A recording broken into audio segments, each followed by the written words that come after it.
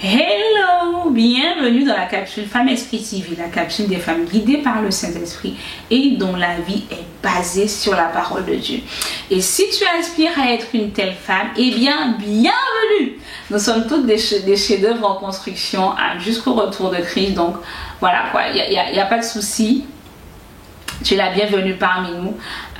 On est toutes en chemin avec Christ, on a toutes des choses à travailler, à améliorer. Donc du coup, aujourd'hui, je vais répondre à un message qui m'a été envoyé concernant la fornication, d'accord? Et donc du coup, voici le message qui m'a été envoyé. Parce que la vérité, c'est que je pense en fait que ça va bénir plusieurs personnes, raison pour laquelle j'ai choisi de le faire en format vidéo. Donc elle me dit: bonsoir, excusez-moi de vous déranger, j'étais en train de lire un de vos articles, celui qui s'intitule 7 versets bibliques qui interdisent la fornication, et je cherche impérativement à comprendre quelque chose, mais je ne trouve pas la réponse. En croit Dieu, dans ces versets, nous dit que quand il parle d'impudicité, ce n'est pas la prostitution ou les relations d'un soir. Car ce n'est pas dit comme tel dans la Bible qu'il voulait dire que par là, c'était toutes les relations sexuelles hors mariage. J'avoue que j'ai beaucoup de mal à comprendre les interprétations qui sont faites de la Bible par rapport à cela. Parce que personnellement, je ne suis pas mariée, mais je suis une personne sérieuse qui ne se livre pas à n'importe quel homme et qui n'a que des relations longues et sérieuses. Je vous remercie pour votre éventuelle réponse. Belle soirée. Voilà, donc si tu veux connaître ma réponse à sa question, ben tu restes avec moi. On se voit tout de suite.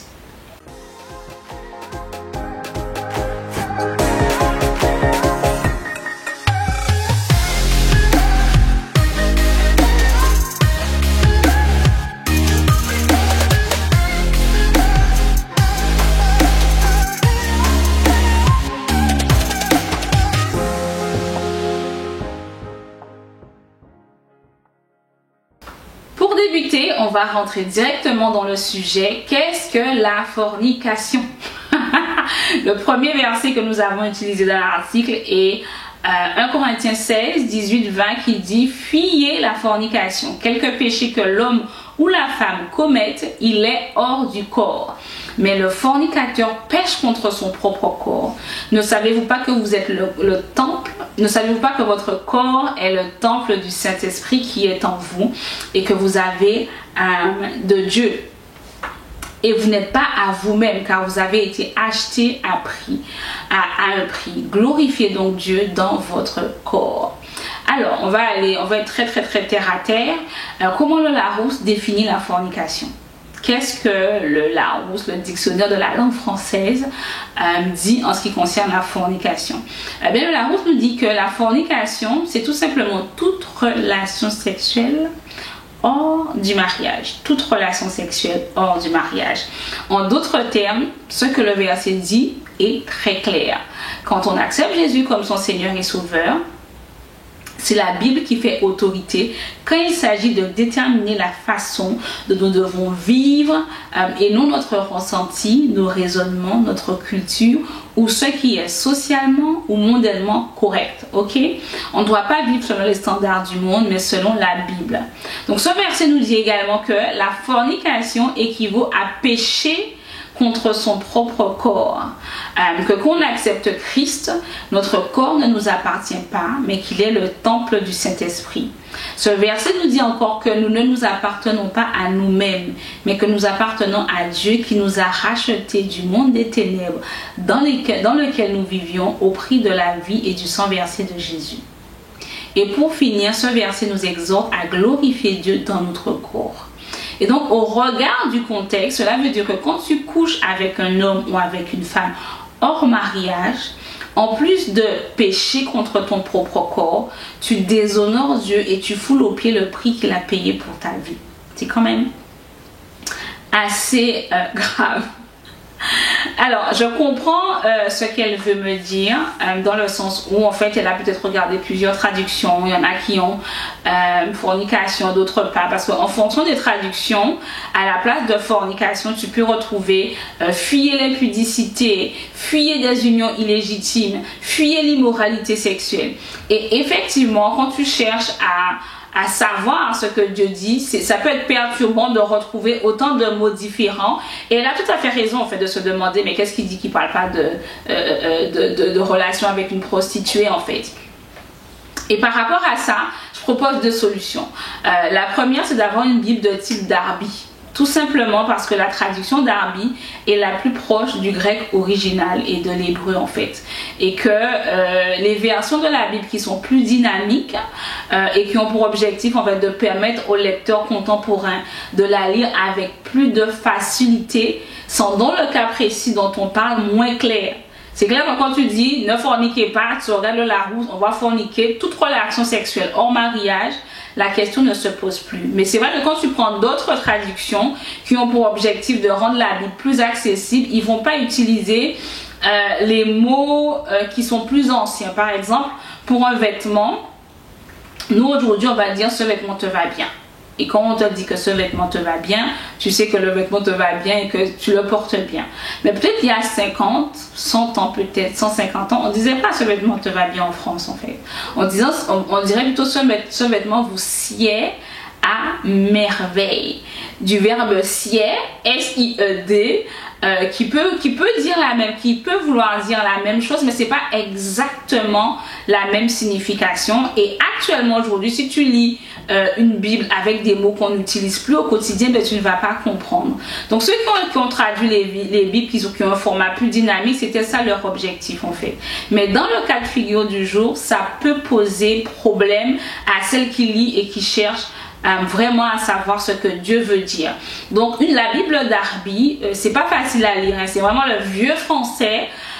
Mais quand tu as des questions comme ça, n'hésite pas à attacher la Bible Darby et quand tu vois qu'il y a 15 000 ils expriment une pensée différemment, va à quelque chose qui est le plus proche du texte original et ça va beaucoup t'aider ensuite. Ensuite, tiens toujours compte du contexte du texte pour comprendre le texte. Tenir compte du contexte du texte pour comprendre le texte. La première vidéo qu'on a fait cette année, c'est comment étudier la Bible. Je vais essayer de mettre le lien en haut quelque part. Et les versets qui précèdent, les versets 18 à 20, parlent du fait de s'unir à une prostituée. Et donc du coup, par défaut, ça englobe toute relation sexuelle hors mariage ou encore l'adultère en fait, le fait de tromper son épouse. Dans les deux cas, on comprend que la Bible prohibe et contre ce type de comportement sexuel. Dieu est le créateur de la sexualité. C'est pour cela qu'il l'a fait bonne et que beaucoup de gens font même de l'argent avec ça en détruisant la beauté de ce que Dieu a créé. Mais pour Dieu et selon la parole, c'est quelque chose qui doit être exprimé et expérimenté dans un seul cadre, le mariage. Ensuite, une autre chose en fait pour t'éclairer, pour aider peut-être toutes celles qui se posent la question, qu'on parle d'impudicité, d'impureté, de débauche, de quoi est-ce qu'il s'agit en fait. En fait tous ces termes sont des termes que moi je qualifierais de génériques, c'est-à-dire qu'ils désignent des comportements que proscrit la parole de Dieu. L'adultère, tromper son mari ou tromper sa femme, physiquement ou même émotionnellement, le safe sex on appelle ça, c'est-à-dire c'est des pratiques qui incluent toutes sortes d'excitation sexuelle mais sans pénétration. Donc ça veut dire que vous vous touchez, vous êtes même nus tous les deux, toute espèce de choses mais il n'y a pas de pénétration qui a lieu et vous croyez que vous avez glorifié Dieu. Absolument pas. Absolument pas. On ne doit pas en tant que chrétien se retrouver dans ce type de comportement là. Quand on parle d'impudicité, de débauche et de toutes ces choses là, c'est de ça qu'on parle. On parle également des comportements et des pratiques sexuelles dégradantes, de l'incontinence sexuelle. C'est comme ça que j'appelle ça. Hein? Et l'incontinence sexuelle, c'est C'est comme par exemple, tu as une gastro. Tu peux pas faire autrement en fait. Tu es obligé d'aller aux toilettes. Faut que tu es obligé de te vider et ce n'est qu'après t'être vidé que ça va un petit peu mieux et encore après tu restes faible. Ben, l'incontinence sexuelle, c'est que quelqu'un n'a pas... il peut pas faire autrement quoi. Il doit coucher avec quelqu'un. Il ou elle doit coucher avec quelqu'un. C'est le week-end, il faut qu'il aille lâcher son corps quelque part, donner son corps à quelqu'un. Moi, j'appelle ça l'incontinence sexuelle. En fait, c'est que tu n'es pas dans la capacité d'avoir une maîtrise de ton corps en ce qui concerne ta sexualité. On peut rajouter une sensualité, exacerbée. Beyoncé, par exemple, dans tous ses clips et dans toutes ses tenues. Les attouchements, etc., etc., etc. Toutes ces choses, c'est des choses qui doivent être prohibées, particulièrement quand on n'est pas marié, et même quand on est marié, il y a certaines pratiques qui n'honorent pas ton partenaire. Donc, on ne devrait pas les retrouver dans un couple chrétien. La volonté de Dieu, c'est que nous manifestions sa sainteté dans notre corps, dans nos pensées et dans notre sexualité. Si tu attends le mariage, par exemple, tu te dis que non, je veux offrir ma virginité à mon mari ou à ma femme ou que sais-je encore, mais que dans tes pensées, c'est des contenus haineux, c'est de la convoitise, c'est toute espèce de sensualité, de désir et tu nourris ton esprit avec ça, tu glorifies pas Dieu en fait dans ton corps. Tu ne glorifies pas Dieu. Donc Dieu s'attend en tant que célibataire à ce que on ne cherche pas de moyens détournés pour entretenir entre guillemets des relations sexuelles, quelles qu'elles soient. Il s'attend à ce que nos pensées soient pures et il s'attend également à ce que dans la façon dont nous menions notre vie, nous le glorifions. Donc, il nous appelle à être saints comme lui, il nous appelle à avoir des pensées pures, il nous appelle à avoir des motivations pures. On n'attend pas le mariage pour offrir notre virginité à un homme, on attend le mariage pour avoir des relations sexuelles parce que Dieu nous le demande. C'est un acte d'obéissance avant tout. D'accord? C'est parce qu'on veut plaire à Dieu qu'on le fait et pas parce qu'on veut plaire à un homme. D'accord? Et donc, du coup, le dernier point que je vais aborder, c'est 3 questions ou points que je souhaiterais poser à toute personne en fait qui a du mal à arrêter la fornication en fait. Et je pense que le Saint-Esprit, voilà, j'espère que les questions en tout cas vont t'aider. Donc le premier point, c'est pas vraiment une question, mais c'est un point que je trouve important, c'est que si tu te poses déjà la question, si tu cherches dans la Bible des versets en fait qui doivent te clarifier sur la fornication, ce que c'est et ce que ce n'est pas, c'est que le Saint-Esprit te met déjà à cœur d'arrêter les relations sexuelles au mariage. D'accord? C'est pas nouveau pour toi. C'est que dans ton cœur, quelque part, la conviction du Saint-Esprit œuvre pour te dire arrête ce que tu es en train de faire avec cet homme. Arrête ce que tu es en train de faire avec cet homme. Arrête de faire ce que tu es en train de faire avec cet homme. Et donc, du coup, si on devait être obéissant, on devrait arrêter dans un premier temps et ensuite aller chercher dans la parole comment le Seigneur l'explique. Mais souvent ce qui se passe, c'est que l'ennemi utilise des raisonnements. Et donc du coup, moi la question que je vais te poser, c'est quel type de raisonnement l'ennemi met en toi pour t'empêcher d'obéir à l'impulsion du Saint-Esprit qui te dit d'arrêter. Qu'est-ce que ça va être comme raisonnement? Mais vous vous aimez. Vous êtes ensemble depuis longtemps. Ce n'est pas pareil qu'une fille légère, ce qu'elle disait ou ce que tu disais si tu me regardes au tout début.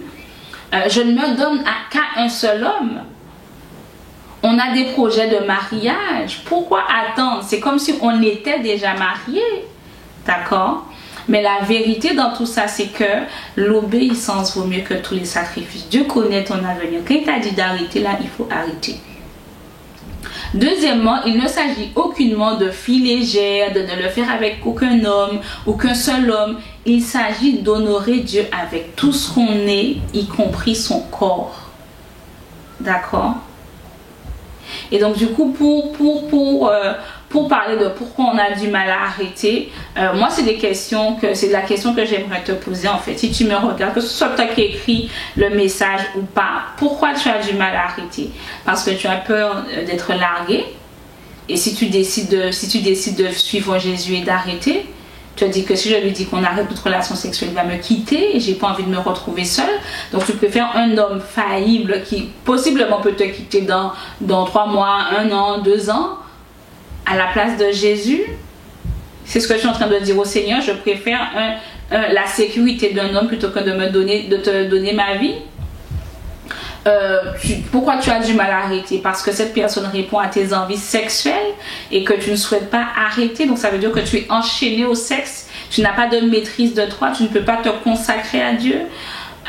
Et est-ce que c'est parce que tu as peur de faire confiance à Dieu? Et que tu te demandes si je donne tout à Dieu, si j'arrête tout, est-ce que Dieu va me faire rencontrer quelqu'un? Et donc du coup tu as peur de faire confiance à Dieu. En tout cas, moi ce que je peux te dire, c'est que la Bible nous recommande de ne pas nous conformer au siècle présent. Aujourd'hui, il y a beaucoup de choses qui se font, mais je pense que ce qui est important, c'est de donner sa vie à Jésus. 2, s'il y a bien quelqu'un à qui on peut faire confiance sur cette terre, c'est pas un mari, des fois c'est même pas la famille. C'est Dieu. C'est vrai qu'ils sont tangibles parce que tu les vois. Mais la vérité, c'est que la personne sur qui tu dois le plus compter et qui a vraiment tes intérêts à cœur, c'est Dieu. Et de ce fait-là, quand Dieu te met quelque chose à cœur, même si tu ne l'as pas encore vu dans la Bible, obéis. Dieu n'est pas contre le feu. Toi-même, tu sais, culturellement parlant, tout le monde sait que, voilà, tu ne l'as pas encore lu, hein, mais tu sais. Donc, moi, je t'encourage à obéir à l'impulsion du Saint-Esprit, à ne pas résister. Si tu as peur qu'il te quitte, sache qu'en fait moi j'ai connu des jeunes filles qui se sont converties et qui ont dit à leur partenaire que voilà, elles se convertissent, qu'il n'y a plus moyen qu'il y ait des relations sexuelles avec elles, et les partenaires ont accepté en fait parce qu'ils savaient que c'était des femmes de valeur. Et parce que la valeur de la plus-value que cette femme apportait dans leur vie était plus importante à leurs yeux que les relations sexuelles. Les relations sexuelles, ils savaient qu'ils pouvaient avoir ça à l'extérieur. Mais ce qu'elle apportait dans sa vie, ça avait plus de valeur que les relations sexuelles. Et donc, ils ont accepté. D'arrêter et de garder l'amour, de garder la relation. D'accord? Donc je t'encourage vraiment à faire le point sur tes motivations, sur les raisons pour lesquelles tu résistes au Saint-Esprit. Fais le point et obéis. L'obéissance vaut mieux que tous les sacrifices. Toi, tu vois peut-être la relation maintenant. Dieu voit ce que peut être cette relation dans 1 an, 2 ans, 3 ans. Il voit le mal que ça peut te faire. Et assurément, il veut t'éviter de souffrir inutilement. Donc, obéis à Dieu. Voilà, c'était ma réponse. Donc, si tu as été béni par cette vidéo, n'hésite pas à prier pour nous, comme d'habitude. Que Dieu nous garde, nous protège, qu'il nous garde fidèles à la mission qu'il nous a confiée. Prie pour la femme Esprit Team. Et bien sûr, of course, partage la vidéo, like la vidéo, abonne-toi à la chaîne et clique sur la cloche. C'est gratuit. C'est gratuit. Et si tu veux aller plus loin, tu veux nous encourager, tu veux nous aider à mettre en place tous les projets que le Seigneur nous a mis à cœur et qui coûtent une blinde, tu peux le faire en cliquant le lien numéro 5 et nous faire un don, quel que soit le montant. Ce qui compte en fait, c'est que tu obéisses à ce que le Seigneur te met à cœur de faire. Donc voilà, on est arrivé au terme de cette vidéo. La semaine prochaine sera la capsule Promesse Divine que je t'encourage à écouter en boucle chez toi, que tu sois là ou ne sois pas là. Et nous on se revoit dans 2 semaines sur une autre thématique. Voilà, sois béni et d'ici là, que l'Éternel te bénisse et te garde, que l'Éternel fasse luire sa face sur toi, qu'il te fasse grâce, que l'Éternel tourne sa face vers toi et qu'il te donne la paix. Amen. À bientôt. Bye bye.